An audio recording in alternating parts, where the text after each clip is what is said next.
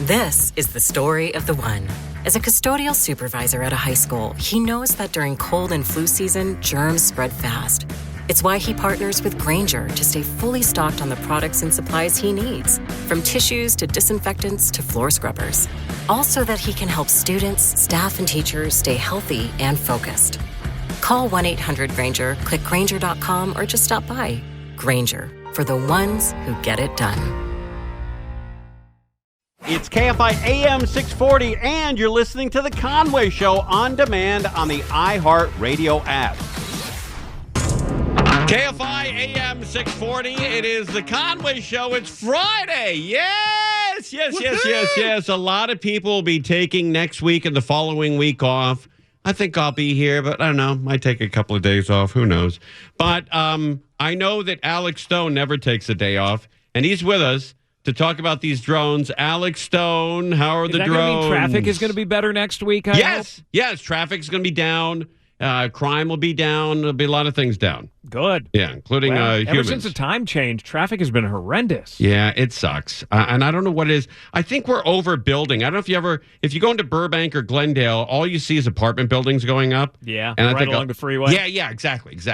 And a lot more people are moving to California. As much as, we talk on this station about, how you shouldn't, they ignore it and they move. Yeah. Can't be healthy living right along the freeway like that, right? They said it's if you live within a quarter mile of a freeway, the chances of you, in the long run, getting some kind of pulmonary infection or pulmonary disease or whatever go up like tenfold. What about like 3 feet? Because some of the ones that they're building now in Burbank and then the ones that they've done downtown, they're like on the freeway essentially. Yeah, but you know what they said? They said if you live behind one of those retaining walls, it's not that bad. Those walls have a tendency to make that freeway almost like a river of disgust, and it just goes right down there. It doesn't really go over those walls much. It's like its own little air purifier? Yeah, it's odd. Suck it in. It's nice. It doesn't go over the wall. That's right. It's exactly right. Hey, I don't think these drones are a big deal, but everybody else does. Am I missing something? Everybody in the world thinks that they are. And the thing is that a lot of them are not drones. If you look closely at the videos that have been all over social media and all over TV news, we've been able to debunk a lot of them as being airplanes. One was a United Boeing 787 that's been everywhere, where people go, look at this drone, and then by matching it to flight radar and then cleaning up the video, that was a 787. And there was a 757. There was a British Airways one that was in a video. There was a police helicopter. Then last night, people were going nuts over videos of all these lights in the sky, and then they zoomed out, and it was LaGuardia Airport at the end of the runway. A 787 is not a small plane, though. I think that's a wide body. Right. Yeah, it's not easy to miss. But it's high enough, and you go, wow, look at those blinking lights going over. I mean, if you go down to LAX at the end of the runway and shoot out looking to the east, it's going to look like there are a bunch of crazy UFOs out there as well. So a lot of these are not that, but some of them they have not been able to identify what they are, and people are ticked in New Jersey and in Maryland and in the Carolinas, where they say that they feel like that the government is not taking this seriously, and that the Biden administration is saying, don't worry about it, even though they don't know what it is, that most aren't drones, but then what about the ones that aren't part of the most? But they're saying there's no public safety threat, no sign from a foreign country. There are lawmakers, politicians in some of the states that are reporting these every night that believe this is China doing something, going over military bases and other places that are sensitive. There's no evidence of that. And in fact, it is legal up to 400 feet to fly a drone, and these are about 200 feet. So they're technically, it's weird if there's a bunch of these out there, but you could go and wait, what's the rule? What's the 400-foot rule? That you can legally, in most places, depending on some airspace restrictions, fly a drone. Up to 400 feet. You could go and fly feet. It over my house, and it would be fine. Up to a certain amount, depending on where the airspace is. So some question about the legality, but there are reports that they have been illegally over military bases, at least one. That would be a problem. This guy in New Jersey, this lawmaker is saying, look, why is nobody paying attention to this? There's a saying that we had after 9/11, if you see something, say something. If you say I something, think that's say become, something. If you see something, don't worry about it. Yeah, don't worry about it. Don't worry about it. I'll go get some coffee. The other thing is we got an intelligence bulletin today from the New Jersey Division of Fire Safety that they put out internally, and I mean they're treating this thing like it's a bomb or UFO coming down, saying that if firefighters respond to a downed or a landed drone, do not approach it. Immediately get into full personal protective equipment and breathing apparatus. Call hazmat, call the bomb squad, and be aware that electronic devices and two-way radios may malfunction in the immediate area. I don't know what they think these things are, but, I mean, they're treating it like aliens just arrived and it's Independence Day, and maybe in the end we'll find out that's what it is. We don't know. But the other part of this story that's more on our side of the country... Oh, I'm glad you're getting to this, and I heard about this, or maybe I'm mixing two stories up. Did somebody fly a drone and flew a drone into Nancy Pelosi and injured her? Is that made her fall down those stairs? Yeah. They're still looking for that drone.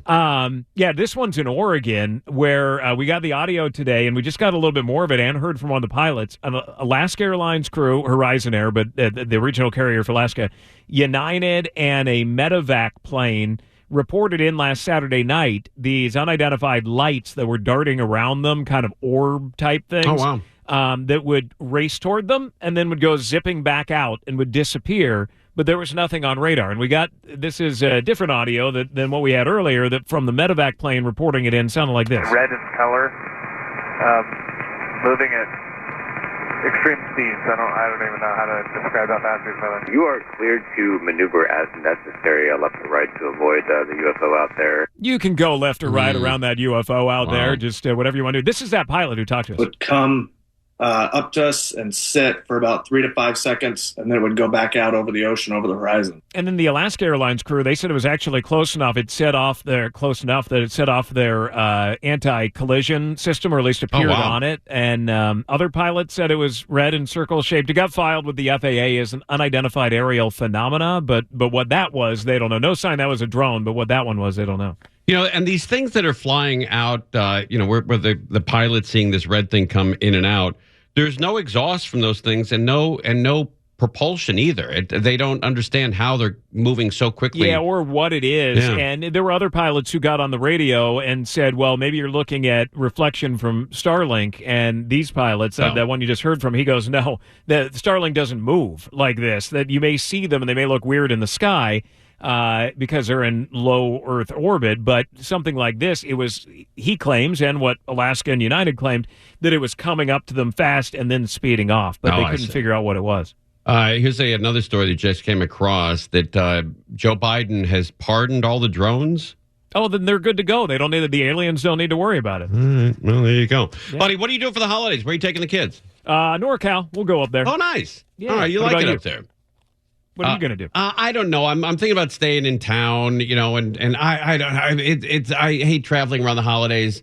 Everything's so busy and everybody's under so much pressure. I love just sitting in the house watching football. Just doing nothing. That's gonna be Are great. you a big Rams fan? No. Oh, that's right. You're a Rockies. Yeah, we're a Niners. Yeah. Niners and Broncos. Oh, you're a Niners fan? Yeah. Niners aren't doing so well. That was sad the other night. That was horrible last night. Yeah. Hey, let's talk Cowboys. I sent, Shannon Farron is a huge Niners fan. She goes to all the Super Bowls if they're in it. Right. So I sent her a text. I'm going to read you this text. So she's a huge Niners fan, and they lost last night. In the pouring rain. Yeah, and they got essentially eliminated from the playoffs. So at 8:04, the game was over at 8:03. And 8:04, I sent her a text. Hey, going to the Super Bowl this year? And she wrote back, yeah, I'm going to the game with my foot up your A. Yeah, that's Shannon. That sounds about right. She's going to save a lot of money this year. That's classic. Oh, the interception that Purdy threw last night in the end zone. Come on. Yeah, that was horrible. I don't know what's going to happen to him. I think a lot of people have lost faith. And who is the guy that said it just bailed in the third quarter? Some guy just walked off the field and said, I'm not playing anymore. Oh, the linebacker. Oh, my God. Well. Yeah. But you know what? But that San Francisco team was favored to win the Super Bowl this year. Yeah. At the beginning of the season. They were 6-1. Well, that's huge. Look at Purdy last year, and then not so great this year. Buddy, we'll speak to you through the vacation, and thanks for coming on. Have a nice weekend. You got it. Later, guys. Watch out for the UFOs. Okay. All right. Alex Stone. That's cool. Alex Stone. And then at 5:35, Alex Michelson. Alex and Alex tonight. What a night on KFI, AM 640. All right, when we come back, we got a lot of news that we didn't get to because of the Franklin fire. We'll also have news on the Franklin fire. And there's a brand new, one of my favorite TV shows of all time is coming back. You're listening to Tim Conway Jr. on demand from KFI AM 640. It's Friday. We like to do stuff a little lighter on Friday. One of my favorite TV shows of all time, and I'm not really that embarrassed to reveal it. The Simple Life. I love The Simple Life. That is not where I thought you were going. I love that Paris Hilton and Nicole Richie, and I used to watch that show every single week. Richie, one of our producers on the show, you're with me, right, bub? What's up? Happy Friday, guys. Thank you, buddy. So the Simple Life, you're a fan, huh? Yeah, I binge watched it all yesterday. Oh, you did? Mm-hmm. Oh, I gotta go. But where is it? Peacock. Let me know if you need the login info. Oh, I got Peacock. Okay, yeah, cool. I love the Simple Life too. Yeah. Yeah. Stefouche, are you a fan of the Simple Life? Big fan? Yeah, absolutely. What are you eating? Christmas crack? Cookies. Yeah. My wife made cookies, and they've been wiped out already. Gosh, Jeez. they are so good. Like all of them. Yeah. Can't stop eating it. Thank you so much. She knows her way around an oven, man. Like her, because John Cobelt had the Christmas tree cookie. Right. So I'm like, well, I want to try the Christmas tree cookie, and it's a sugar cookie with the decorated beautifully. Yes. I'm going to post a photo of all of them. Oh, that's great. And I love because it's like not hard. It's like a little chewy. But Yes. it's so good. But the crack, what's that? Christmas crack, yeah. Oh my It's- God, that stuff's good. Chocolate It on actually, it almost crackers. is, yeah. Yeah. But she was up all night baking and got up early this morning. And you know what's great? It's great when your house smells like your grandmother's house. Touchdown. Oh, I know. I love that. So cozy. Yes. It's warm inside, cold outside, and it smells like baked goods or if there's a turkey going. That's great. Anytime you come home and your house smells like your grandmother's house, when your grandmother was healthy. I'm not talking about at the end where everything smells like vitamins and urine. I'm talking about, while she's still buzzing around. Yeah, my grandmother on my mom's side was a little odd. I loved her, but drank a lot. And my grandmother on my dad's side was like an angel. Never drank, never smoked. Always did everything for the kids. I mean, she used to take us. My dad had 6 kids. I have 4 younger brothers and an older sister. And my grandparents on my dad's side, my dad's parents, would take us for June, July, and August every single year. We'd fly to Cleveland, and we'd spend 3 months with them. And they were in their 70s, late 60s, early 70s, and they would take 6 kids off my dad's hands for June, July, and August every year, every single year. We look forward to that every single year, and we dreaded coming home, dreaded it. When you come home from your grandparents, you get emotional that you're not going to see them for another, 6 or 8 months, whatever. And, all of us were crying on the plane coming home because we knew that once we got back, the Redbird, Big Mac, was going to give us the speech. You're not at your effing grandparents anymore. You're here, and you got chores to do. And we get right back into craziness. But I remember my grandmother on my mom's side, she when we visit her, and she had a house in Canada on the Lake Erie shore, and she had a nice house, I think 4 bedrooms or so. But all the kids and all the grandkids would show up for a couple weeks to visit her, and there wasn't enough beds in the house for us all to sleep. So 7 or 8 or 9 of us, me and my cousins, my brothers, we'd all sleep in the living room. And man, that was like a party. When you're 7, 8, 9 years old, and you're told you're going to sleep in the living room with, 5 of your cousins or 4 of your brothers and 3 of your cousins, man, that was like a party that never stopped.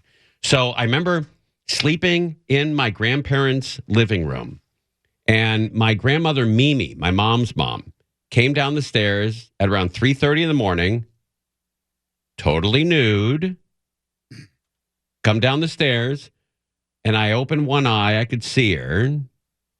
And she reaches behind the refrigerator, grabs a bottle of gin, and takes 3 really healthy gulps. Glug. Oh, yeah. Glug. Bang, Glug. bang, bang. And the bottle goes back. And as she walked upstairs, with every step, there was another fart. And when she got to the top, it sounded exactly like this. And my brother whispered to me, George. True story. True story. Let me ask you about that. George. The bottle of gin, was that known by everybody and she was just acting like it was a secret? Yes. Yeah. Everybody knew it was there, it but wasn't she even, still kept it hidden there. It wasn't even really behind the fridge. It was like next to it, but she thought she was hiding it from everybody. But she liked the sauce. She had a crazy husband, and a lot of kids. And, look, she had a husband who beat the hell out of an IRS agent and they had to move out of the country. She was used to living in Detroit. She was like a high-end Detroit woman. My grandfather was an embalmer and they made a lot of money. And then my grandfather, through gambling, by the way, owed a lot of money to the IRS. And he beat the hell out of an IRS agent and then moved that night to Windsor, Canada, and spent the rest of his life in Canada. And so she had to pack up all of her stuff in an hour and move out of the country. And so I understand the bottle of gin next to the fridge. I get that. I get it. My grandfather was the same way. He would do the same thing, get up in the middle of the night, and he would at least have boxers on, but they were so old and worn, they were like... You could read the times through them? You could see right through them. It's like, what's the point, dude? You got a waistband. That's all you got. And he would get up in the middle of the night, go to the kitchen, and he would grab a Falstaff beer and like 4 Oreos. Falstaff is great. Yeah. Yeah, that's a real. It's a low end, like a malt liquor type. Yeah. But it's great. Yeah, he would buy it by the case, and he would be the only one to drink it in the house. And yes, he would walk back to his room because it was beer and Oreo farts. Yeah. They didn't have Tums and Digel and all that stuff back then. Pepto-Bismol, all that is fairly new. If you had a radical stomach back then, you had a radical stomach. Period. There's nothing coming to your rescue. Now, anything we have anything wrong with us, CVS, Walgreens, down the aisle, pick it up, bang, we're fine. Not back then, though. Not back then. All right, when we come back, we'll talk a little more about this. My favorite TV show, and I'm not ashamed to admit it, it is coming back, though. It's Paris Hilton and Nicole Richie. I can't wait. I have very few favorite TV shows in my life. I have The Office. I have Everyone Loves Raymond. Friends I like to watch. Seinfeld, and this Simple Life. And I enjoy it. There were 3 other series just this week from the early 2000s that were also announced as coming back in some form. Is that right? 3 other broadcast TV series. All right, we'll come back. We'll talk about that. All right, it's Friday. We'll keep it a little lighter. We had a heavy week with the fires and, the crazy guy who's Luigi Mangione out of New York killing Brian Thompson. So we had a really crazy, tough week. We're going to try to keep it a little lighter here on Friday so you can enjoy your weekend, and a lot of people might be taking some time off starting today. You're listening to Tim Conway Jr. on demand from KFI AM 640. The real Santa Claus, that guy's coming around again this year. And so if you haven't written your kids, if you're listening, and we got huge audience of 4 to 9-year-olds. And if you're listening, you got to write your Christmas card, your Christmas letter to Santa, and you got to get it in the mail pretty quick. Maybe do it this weekend. Have mom and dad help you out and put down, 30 or 40 things and demand all of them from Santa. And mom and dad will help you out. And don't let mom and dad talk you out of some of them. Let Santa worry about that. Shoot for the stars. Settle for the moon. Go for it. Kids, expensive stuff. Go for the expensive stuff. Your reach should always be longer than your grasp. That's right. That's exactly right. All right. I love this show. I know it's, kind of uncool to like The Simple Life, but I don't care. It was one of my favorite shows. To watch Nicole Richie and Paris Hilton It sort of like, fish out of water. I hate that term, but that's what they do. They go out into the country and they investigate and live lives that they have only read about. And like when they go into Walmart, it's like they were on another planet. They couldn't believe they were in a Walmart. But it's a great show, and I think it's coming back. Yes. It has been 20 years since the Simple Life took over the reality TV world. And now Paris Hilton and Nicole Richie are together again for Paris and Nicole, the Encore. We caught up with our favorite silly besties on their reunion, their lives as mothers, and their holiday plans. Hello, Altus. I noticed that a pool table is not here anymore, and it's because of me, so I'm sorry. Nicole and I are so happy to be back here after 20 years. I think they got into some fight where they didn't talk for about a year or so, but they're back. They're back. What a Fans show. have been so excited for this reunion. What can they expect from the Encore? We've been best friends since we were 2 years old. So this reunion gives you a bit of a prequel, a peek into our childhood life. We take you around LA, show you our old hang spots, to really kind of set up the, why we went and did this show to begin with. And how we do the reunion is by turning our song Sana Sa into an opera. We are songwriters, and we accidentally wrote a hit song when we were 7. And we started singing it on this show that we did 20 years ago, and a lot of people caught on to it. Sana Sa, Sana. Yes, I'm happy you know. I didn't know they wrote that. Yes, I'm happy you know. We watched Paris and Nicole grow up, and now they're embracing another chapter. I have a connection to Nicole Richie. Tell us. Okay, I'm going to tell you this. I don't think I've said this on the air before, but my stepsister used to go to a private school in Sherman Oaks called Buckley, the Buckley Academy. And to get into Buckley School is nearly impossible. It's not just money, but you sort of have to know somebody else that goes there. And Lionel Richie and Lionel Richie's wife, the mother of Nicole Richie, had contacted my dad and my stepmother and said, hey, can you help us try to get Nicole Richie into Buckley School? And my dad said, sure. My dad said yes to everything. When anyone needed his help, he was always saying, yes, absolutely. So they made a couple calls, submitted some letters, some recommendations, and a month later or so, Nicole Richie was accepted into Buckley School. And if it wasn't for my dad and my stepmother, she may not have ever been in that school. Or known Paris. Yeah, well, Wow. yeah, maybe. That's a pretty cool story. Did you say Lionel Richie's ex-wife, the mom I think of Nicole? Brenda I think it was Richie. the mom. Yeah. Was that the one that stabbed him in the junk? Oh, I don't know. I don't remember that You story. don't remember No. where he got stabbed by his ex because she caught him cheating? Oh, no. Yeah, that was a big news story. Wow. I don't think they put that in the letter to Buckley when they applied for the school. But so Lionel Richie sent my dad and my stepmother a bouquet of flowers that must have cost $10,000. It was the biggest, most beautiful arrangement I've ever seen. It's almost like something like when you get married, you have flowers like that. And they sent it over to my dad's house, and Lionel Richie signed it. And he says, Tim, I can't thank you enough. If you ever need anything, I'm your guy. I'm your guy. So kind of a connection. Pretty kind of a cool iconic. connection. Yeah, kind of a cool connection. And later on, I used to drive, it was just before or after. I think it was before, after. I used to drive a limousine in LA for 2.5, 3 years for a company called TJ Livery and Revel Travel. And I used to drive Lionel Richie to his concerts. If he was in town, he's doing a concert, I drove him. And if Lionel Richie was going by himself, and quite often he did go by himself, he would sit in the front seat. He wouldn't sit in the back of the limo. It was a big stretch limousine, it was a big burgundy, Cadillac.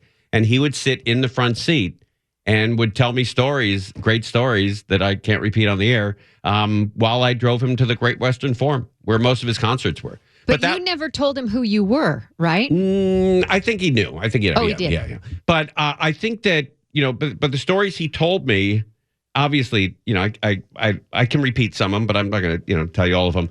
But when I drove him to the concert, that was in the day where he that song was very famous. We're going to Fiesta together all night long. Remember that song? All night long. That song was a major hit. And he would sell out the Forum in a heartbeat. As soon as he announced that he was going to play it at the Great Western Forum, boom, sold out. People went to Ticketron. People went to Tower Records.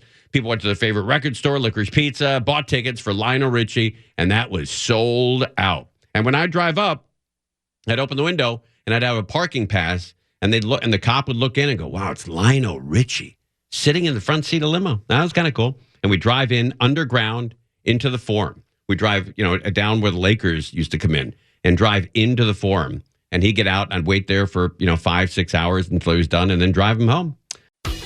You're listening to Tim Conway Jr. on demand from KFI AM 640.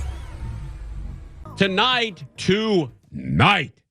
we have a lottery, a big, huge Mega Millions tonight. So go get your tickets. You could win $695 million. Now, I'm not going to give you the whole speech, but if you pull off the freeway right now and you buy a ticket and you win, and you've got to include me in a taste.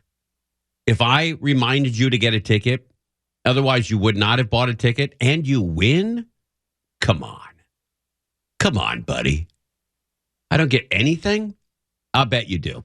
I'll bet you do the proper thing and hit me up with a nice size check. I bet you do that. Because otherwise you wouldn't have anything. You'd have nothing. And now you have $695 million because you heard it on the station. It's got to be a check at the end of that. Got to be. I think that's fair. Yeah, very fair. And how big do you think it should be? $500,000? I think $1 million. Million? Yeah. Yeah. That's okay. the going rate. All right. Yeah. I would look, if somebody reminded me to get a ticket and I won $695 million, I'd give him $30 million. You would? Yeah, 100%. I'd give him $30 million and say, thank you, thank you, thank you. I'm going to take care of you. Did I remind you that it was tonight when I told you? No, I bought the ticket before you reminded me. So you're out. You're out. No, you're out. Yeah. You're out. You couldn't be more out. You're so out. Yeah. I've never seen anyone. You've been the outest. You're the outest. You are out there. I'm also going to get lawyers to keep you away from me when I win with my new money, with my new mother load. That's what I'm going to call it. I'm going to call it my mother load. But will you pay me to go away though? Maybe. I might give it to John and the dogs, and I'll never see them again. That's right. You'd do that to me? Wow. How horrible would that be, huh? If I laid like $10 million on John and he split. He bought a chalet in Mammoth. Well, then I'm giving $50 million to Jen. How about that? How's that taste? She'd be gone for $50,000. Excellent. All right, Mega Millions tonight. You got to get your ticket today, before it's 6 o'clock, 7 o'clock. I don't know when they close. $10 Mega. This Friday the 13th, customers at Fresh Catch Seafood Market in Artesia are not feeling superstitious. They're feeling lucky. Mega Millions jackpots have been won on this so-called unlucky day 7 times in the game's history. Wow. And I believe I'm a lucky person. On Wednesday night, a Super Lotto ticket sold at the market hit the jackpot, earning $47 million by matching all 6 numbers. 160 Mega. But for those still trying their luck, the growing $695 Mega Million jackpot is the ultimate prize. We are really excited, very thrilled, because we hear it from one of our customers. They came and tell us that you have a winner, so we don't believe it. He showed us. Although Wednesday's... Wait. I'm sorry, what? What? You have a winner, so we don't believe it. He showed us. That right there is a ding dong. I hope she meant winner. I don't know. Artesia? 50-50. You have a winner, so we don't believe it. He showed us.